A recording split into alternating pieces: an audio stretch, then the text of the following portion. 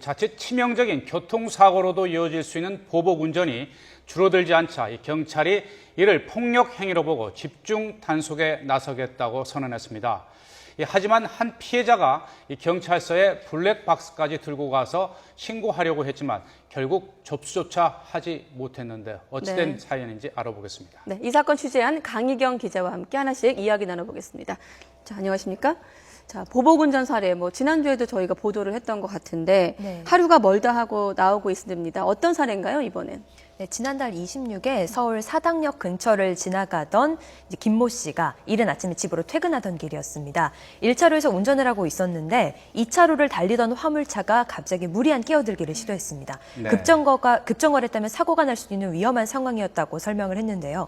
잠시 뒤에 끼어들기에 실패하자 화가 난 화물차 운전자가 옆에 멈춰서서 욕설을 퍼붓고 이어서 김 씨의 화면에 나오고 있죠. 이 장면입니다. 김 씨 승용차의 앞으로 갑자기 끼어들더니 진로를 방해하는 위험한 상황이 위험한 상황이었습니다. 네, 그런 사례가 발생했습니다. 네, 이 비가 오는 중에도 저렇게 갑자기 끼어들면서 보복운전을 하다 보면 이제 정말 교통사고로도 이어질 수 있는데 이 피해자가 결국은 이 블랙박스까지 들고 경찰서에 가서 접수를 하려고 했는데 결국 수시간 만에 접수도 못했다면서요. 왜 그런 겁니까? 네, 사건이 발생한 곳이 아닌 그 집 근처에 있는 경찰서를 김 씨가 찾아갔습니다. 블랙박스를 들고 민원 씨를 먼저 찾아간 뒤에 영상을 보여주며 상황을 설명했는데요. 육안으로 확인하기 힘들게 교묘하게 번호판 한 자리가 가려져 있었습니다. 김 씨가 그 내용도 함께 확대해서 보여주면서 설명을 했다고 해요.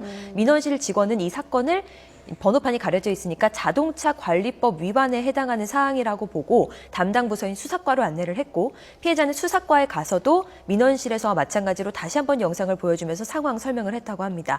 하지만 담당 수사관이 현장을 방문해야 하고 또 사건을 신속하게 처리해야 한다는 이유로 사건 발생지에 경찰서 방문을 할 것을 제안을 했고 또 결국 쉬는 날을 이용해 하루를 짬을 내서 경찰서를 방문했던 김 씨는 경찰이 신고를 접수하지 못한 채로 경찰서를 떠나야만 했다고 합니다.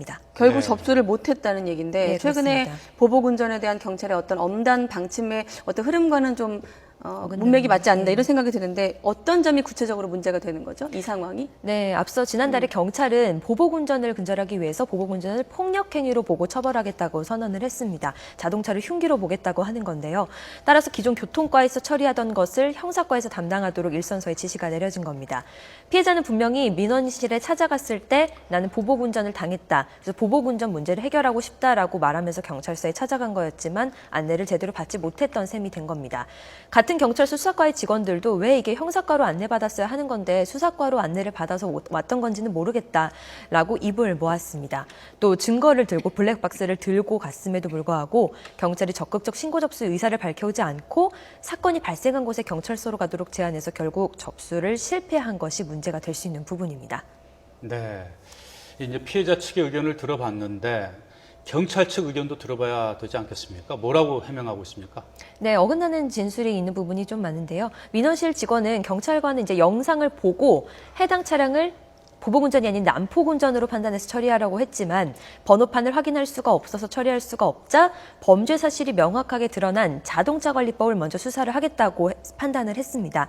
그래서 이후에 상담을 진행한 수사과의 수사관은 하지만 이제 반면 민원실 경찰과 반대로 보복운전이라고 판단할 수 있겠다고 생각을 했다고 하는데요.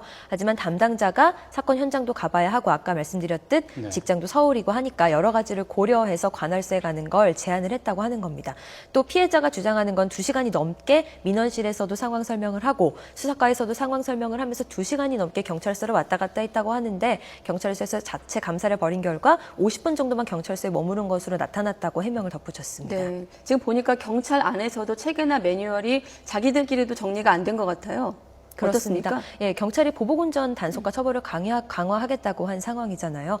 하지만 이렇게 지시가 내려진 상황이기만 하지 아직 구체적인 매뉴얼이 잡히지는 않은 것으로 이제 볼 수 있는데요. 전문가들은 어느 정도까지를 보복운전으로 볼 것인지 또 피해자가 경찰서에 찾아오면 어떤 과정으로 어떻게 진행을 해서 수사에 착수해야 되는 것인지에 대한 행동 지침이 없다는 점을 전문가들은 지적을 하고 있습니다. 또 매뉴얼이 만들어진다고 해도 바로 이것을 행동에 옮길 수 있는 충분한 교육과 훈련도 필요하다고 지적을 했고요.